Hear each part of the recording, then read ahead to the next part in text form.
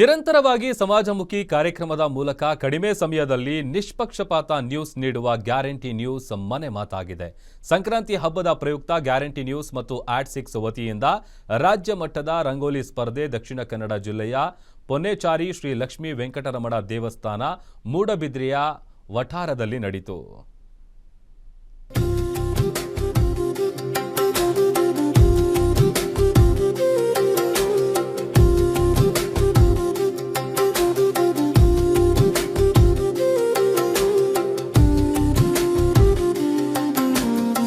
ಒಂದು ಕಡೆ ಚುಕ್ಕಿ ಚುಕ್ಕಿ ಬಿಡುತ್ತಾ ವಿವಿಧ ರೀತಿ ರಂಗೋಲಿ ಹಾಕ್ತಾ ಇರುವ ನಾರಿಯರು, ಬಣ್ಣ ಬಣ್ಣಗಳಿಂದ ಕಲರ್ಫುಲ್ ಆಗಿ ಕಾಣಿಸ್ತಾ ಇರುವ ಇಡೀ ಸಭಾಂಗಣ.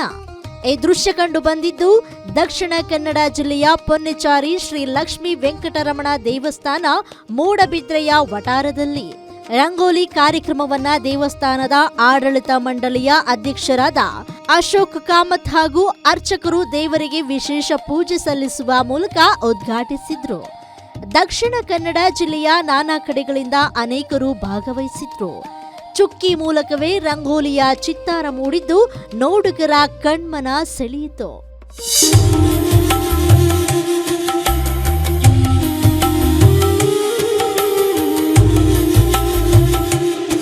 ಇನ್ನು ಕಾರ್ಯಕ್ರಮದ ತೀರ್ಪುಗಾರರಾಗಿ ರೋಟರಿ ಶಾಲೆಯ ಚಿತ್ರಕಲಾ ಶಿಕ್ಷಕರಾದ ಮಹೇಶ್ ಹುಲೇಕಲ್ ಭಾಗವಹಿಸಿ, ಇಂತಹ ಸ್ಪರ್ಧೆಗಳಿಂದ ಭಾರತದ ಸಂಸ್ಕೃತಿ ಉಳಿಯುವ ನಿಟ್ಟಿನಲ್ಲಿ ಪೂರಕವಾಗ್ತಾ ಇದೆ. ಗ್ಯಾರಂಟಿ ನ್ಯೂಸ್ ಇಂತಹ ಇನ್ನಷ್ಟು ಕೆಲಸ ಮಾಡಬೇಕು. ಇದರಿಂದ ನಮ್ಮ ಅನೇಕ ಕಲೆಗಳನ್ನ ಉಳಿಸುವಲ್ಲಿ ಗ್ಯಾರಂಟಿ ನ್ಯೂಸ್ ಪ್ರಯತ್ನಿಸ್ತಾ ಇದೆ ಎಂದರು. ಇನ್ನು ರಂಗೋಲಿ ಸ್ಪರ್ಧೆಯಲ್ಲಿ ಸುನೀತಾಚಾರ್ಯ ಪ್ರಥಮ ಸ್ಥಾನವನ್ನ ಪಡೆದ್ರು. ಪ್ರಿಯಾಂಕಾ ಹಾಗೂ ನವಿತಾ ದ್ವಿತೀಯ ಸ್ಥಾನ ಪಡೆದ್ರು.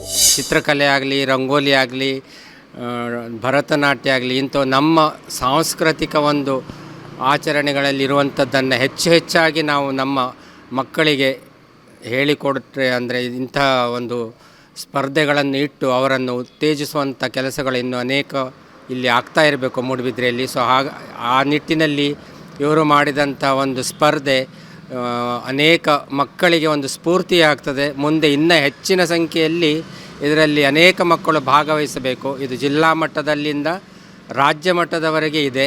ನಮ್ಮ ಇಲ್ಲಿ ದಕ್ಷಿಣ ಕನ್ನಡ ಜಿಲ್ಲೆ ಮೂಡುಬಿದ್ರೆಯಲ್ಲಿ ನಮಗೆ ಒಂದು ಅವಕಾಶ ಕೊಟ್ಟಿದ್ದಕ್ಕೆ ನಿಮಗೆ ತುಂಬ ಥ್ಯಾಂಕ್ಸ್. ಇಂಥ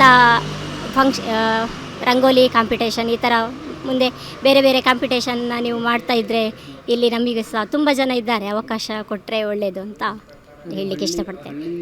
ಹಳ್ಳಿಯಿಂದ ನಾವು ಕಾಂಪಿಟೇಷನ್ ಮಾಡ್ತಾ ಇದ್ದೇವೆ. ಒಟ್ನಲ್ಲಿ ದಕ್ಷಿಣ ಕನ್ನಡ ಜಿಲ್ಲೆಯಲ್ಲಿ ಗ್ಯಾರಂಟಿ ನ್ಯೂಸ್ ವತಿಯಿಂದ ರಾಜ್ಯ ಮಟ್ಟದ ರಂಗೋಲಿ ಸ್ಪರ್ಧೆ ಉತ್ತಮವಾಗಿ ಮೂಡಿಬಂದಿದೆ.